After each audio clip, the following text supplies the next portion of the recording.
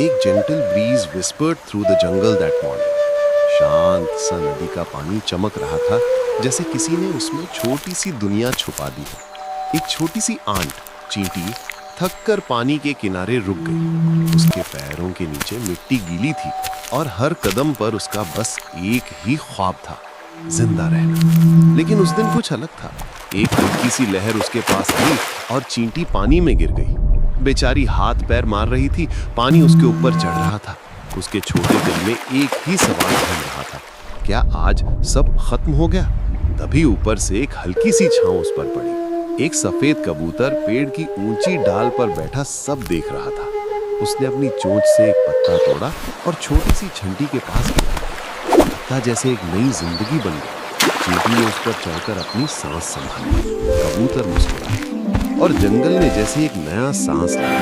शांति, सुकून और एक अजीब सी कनेक्शन दोनों के बीच। दिन गुजरते गए, चींटी जमीन पर और कबूतर आसमान में, और दोनों के दिल में एक अजनबी रिश्ता था, जैसे जिंदगी के किसी मोड़ पर मिलने का वादा। फिर एक दोपहर जब जंगल थोड़ा सुस्त हो गया था, कबूतर एक पेड़ के नीचे आराम कर रहा था। उसी वक्त एक आदमी आया, तीर और धनुष लेकर। उसने कबूतर को देखा, निशाना लगाया। कबूतर को कुछ महसूस हुआ, पर देर हो चुकी थी। तीर हवा में था। जमीन से चींटी ने सब देखा। एक पल के लिए सब कुछ रुक गया।